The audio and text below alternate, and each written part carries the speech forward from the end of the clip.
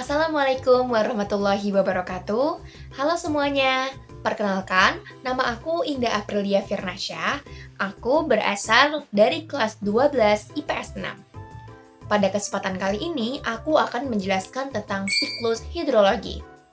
Teman-teman semua, sebelum kita masuk ke videonya, kita perlu mengetahui dulu nih, bahwasannya air merupakan satu senyawa yang sangat berperan penting bagi kehidupan manusia. Bukan hanya manusia, tapi seluruh makhluk hidup, baik hewan ataupun tumbuhan. Air memegang peranan yang penting pada makhluk hidup, seperti contohnya untuk manusia. Manusia menggunakan air untuk minum, memasak, mencuci, atau mandi. Sedangkan hewan membutuhkan air untuk menunjang proses pertumbuhannya. Teman-teman tahu kan apa yang akan terjadi bila kita makhluk hidup tanpa air? Yap, akan berpotensi kekeringan dan akan memunculkan potensi kematian. Lalu, gimana sih kalau misalnya air tiba-tiba habis? Untungnya, air ini merupakan sumber daya alam yang dapat diperbaharui.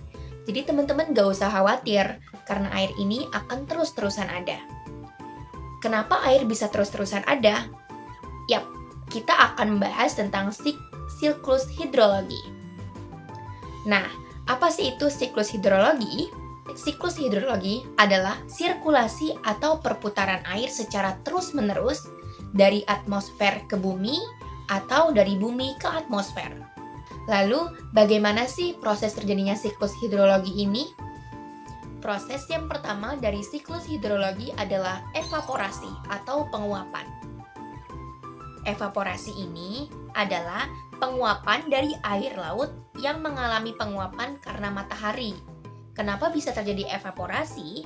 Evaporasi terjadi karena adanya temperatur air laut yang tinggi, sehingga molekul-molekul di permukaan dapat memisahkan dari air yang ada di permukaan. Jadi, ketika temperatur air laut yang tinggi, maka akan mengalami yang namanya evaporasi atau penguapan.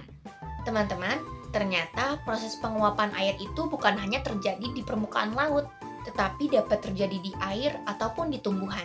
Namun ini dinamakan dengan transpirasi. Transpirasi adalah proses penguapan air yang berasal dari tanah dan tumbuhan, teman-teman.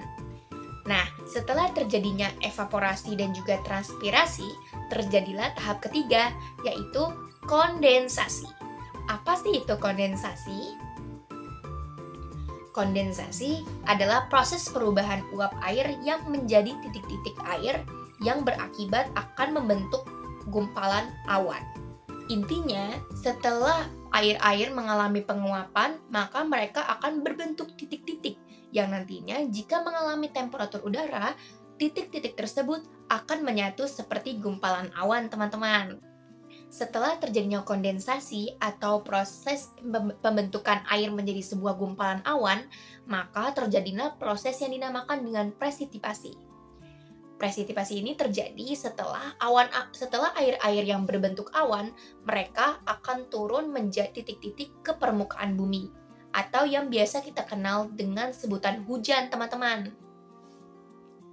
Jadi hujan yang kita alamin beberapa hari sekali itu adalah proses dari presipitasi, yaitu gumpalan awan yang mencair dan menurunkan titik-titik air ke permukaan bumi. Teman-teman, ketika presipitasi ini terjadi di dataran, maka ia akan turun seperti hujan. Namun lain halnya jika presipitasi ini terjadi di dataran tinggi atau negara-negara yang memiliki musim dingin, atau suatu negara yang memiliki suhu udara rendah, maka itu akan turun menjadi salju, teman-teman. Kenapa bisa jadi salju? Karena pada proses penurunannya terjadi tekanan udara yang sangat rendah, sehingga ia turun menjadi sebuah salju. Nah, tahap terakhir adalah infiltrasi. Setelah proses hujan turun, maka air tersebut akan diserap oleh tanah, teman-teman, yang nantinya tanah ini akan menyalurkan air-air tersebut baik ke tumbuhan ataupun ke permukaan laut, teman-teman.